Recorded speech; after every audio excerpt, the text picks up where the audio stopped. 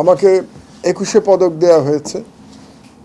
আমি হয়তো তার যোগ্য ছিলাম না, কিন্তু সেই পদকের সাথে যে সম্মানী দেয়া হয়েছে সেই সম্মানীটুকু আমি এই শহীদ পরিবার এবং আহতদের তাদের জন্য আমার খুব ক্ষুদ্র উপহার হিসেবে আমি দিতে এসেছি আজকে। শুধুমাত্র দেশকে মুক্ত করবার জন্যে, জনগণকে মুক্ত করবার জন্যে, তাহলে সেই জালিম শাসকের পক্ষে টিকে থাকা সম্ভব হয় না।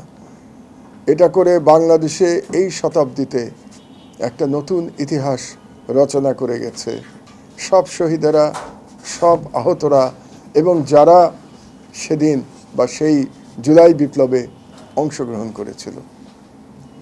আমি আজকে এসেছি আমার কৃতজ্ঞতা বোধ থেকে, সেই বাচ্চাদের প্রতি আমার কৃতজ্ঞতা জানানোর জন্য আমি আজকে এসেছি।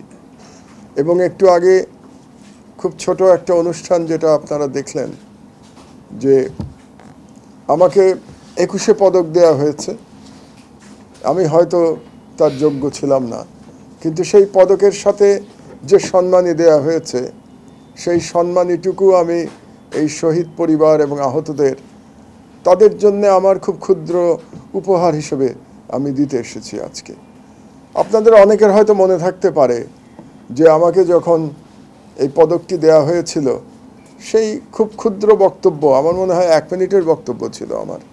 সেই বক্তব্যে আমি বলেছিলাম যে আমার এই পদক আমি এই জুলাই বিপ্লবের শহীদ এবং এই বিপ্লবীদের প্রতি উৎসর্গ করলাম। তো আমার যে সেই উৎসর্গ করবার যে ঘোষণা সেদিন দিয়েছিলাম তার খানিকটা আনুষ্ঠানিকতা বাকি ছিল, যেটা আমি আজকে শেষ করলাম। এটা আরও আগে আমি অনেক দিন ধরে চেষ্টা করছিলাম, কিন্তু কেন যেন আয়োজন করা হয়ে ওঠেনি। আমরা হয়তো ঠিক জায়গায় পৌঁছাতে পারছিলাম না যে কোথায় এই কাজটি আমরা করব। অবশেষে আজকে এই কাজটি করতে পেরে আমি নিজেকে ধন্যবোধ করছি। এবং এক ধরনের অপরাধবোধও আমার কাজ করছে যে এই ফাউন্ডেশনে আসতে আমি এতটা সময় লাগিয়ে দিলাম। আরও আগে আমার আসা উচিত ছিল।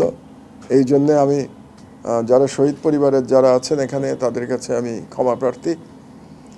তবে একটা আপনাদেরকে আমি বলে দিতে পারি যে আমি যতদিন জীবিত আছি, আপনারা জানেন যে আমার যথেষ্ট বয়স হয়েছে, প্রবীণত্বে পৌঁছে গেছি, কর্মজীবনেরও প্রায় শেষ পর্যায়ে পৌঁছে গেছি।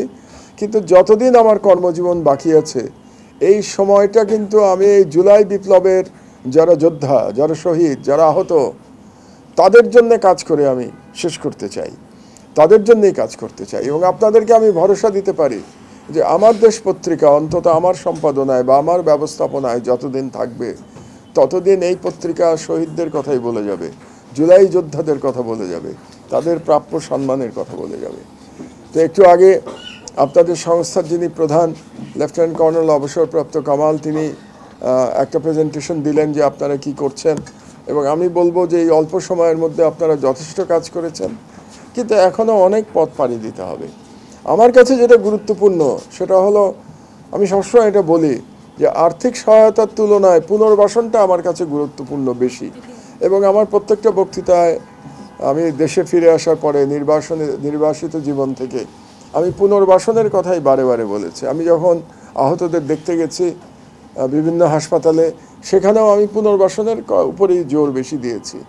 কারণ একটা পুনর্বাসন করতে পারলে আত্মমর্যাদা ফিরে আসে। আত্মমর্যাদা খুব গুরুত্বপূর্ণ। যারা দেশের জন্য জীবন দিয়েছেন তাদের প্রতি এটা আমাদের মিনিমাম রেসপন্সিবিলিটি যে তারা যেন আত্মমর্যাদা নিয়ে বাকি জীবন চলতে পারেন, যারা আহত এবং যারা শহীদ হয়েছেন তাদের পরিবারও যেন সেই আত্মমর্যাদা নিয়ে তাদের জীবন চালাতে পারেন। সেই জন্যে সমাজের যারা আমরা আছি আমাদের প্রত্যেকের দায়িত্ব তাদের পুনর্বাসনে সহায়তা করা। তো আমি এই অনুষ্ঠানের মাধ্যমে আজকে এই মহান জুলাই বিপ্লবের প্রায় প্রারম্ভে দাঁড়িয়ে আমি সমাজের সকল জ্ঞানী গুণী বুদ্ধিজীবী রাজনীতিবিদ এবং অর্থশালী যারা আছেন তাদের প্রতি আহ্বান জানাবো যে আপনারা সমন্বিতভাবে আপনারা জুলাই শহীদ স্মৃতি ফাউন্ডেশনকে সহযোগিতা করুন, সহায়তা করুন, যাতে আমরা প্রত্যেকটা আহত যারা হয়েছেন, প্রত্যেকটা শহীদ পরিবার তাদের পুনর্বাসনের জন্য কাজ করতে পারি। এবং আপনাদের প্রতিও আমার এই অনুরোধ থাকবে যে আপনারা মাত্র 2 মাস হলো দায়িত্ব নিয়েছেন, আমি জানি, এখনো সময় খুব যায়নি। তা আপনারা যে কর্মপদ্ধতি বা কর্ম পরিকল্পনা গ্রহণ করবেন, তাতে আমি মনে করি যে পুনর্বাসনটাকেই 1 নম্বরে গুরুত্ব দেওয়া উচিত এবং পুনর্বাসনের জন্য আপনাদের প্ল্যানিং করা উচিত। এবং সেই প্ল্যানিংয়ে আমরা যদি সহযোগিতা করতে পারি মিডিয়ার মাধ্যমে, আমার দেশ সর্বদা আপনাদের পাশে থাকবে। আপনাদের প্ল্যানিং জনগণকে জানানোর জন্যে, কিংবা আপনারা যদি আমাদের কাছে কোনো রকম এক্সপার্ট অ্যাডভাইস চান, সেটাও আমরা দেওয়ার জন্য সর্বদা প্রস্তুত থাকব। এই প্রতিজ্ঞা আমি আপনাদের কাছে করছি। এবং আপনারা সবাই মিলে যে কাজ করছেন, এবং এখানে শহীদ পরিবারের যিনি সেক্রেটারি, তিনি একজন শহীদ মা, তার প্রতি আমার সম্মান, শ্রদ্ধা, পরিবারের প্রতি শ্রদ্ধা, তার ছেলের বিদেহী আত্মার প্রতি শ্রদ্ধা জানাচ্ছি। এবং আপনারা একটা মহৎ কাজ করছেন, এবং এই মহৎ কাজটা আমি মনে করি যে আপনাদের নিজস্ব কোনো স্বার্থ নেই। আপনারা এটা করছেন শুধুমাত্র এই জুলাই বিপ্লবের স্মৃতিকে বাঁচিয়ে রাখবার জন্যে, এবং জুলাই বিপ্লবে যারা যোদ্ধা ছিল তাদেরকে সমাজে সুপ্রতিষ্ঠিত করবার জন্যই আপনাদের লক্ষ্য। আমি আমার বক্তব্য আর দীর্ঘায়িত করতে চাই না, শুধু আবারও বলে এটা শেষ করব যে আমার দেশ আপনাদের পাশে আছে, সর্বসময় ছিল। স্বাধীনতা মানে মুক্তির আগেও আমার দেশ আপনাদের পাশে ছিল, এই লড়াইয়ের পাশে ছিল, এখনও আছে, ইনশাআল্লাহ ভবিষ্যতেও আমার দেশ আপনাদের পাশেই থাকবে। আপনারা শুধু বলবেন যে আমার দেশকে কি করতে হবে, আমরা সর্বদা প্রস্তুত থাকব আপনাদেরকে সহযোগিতা করবার জন্য।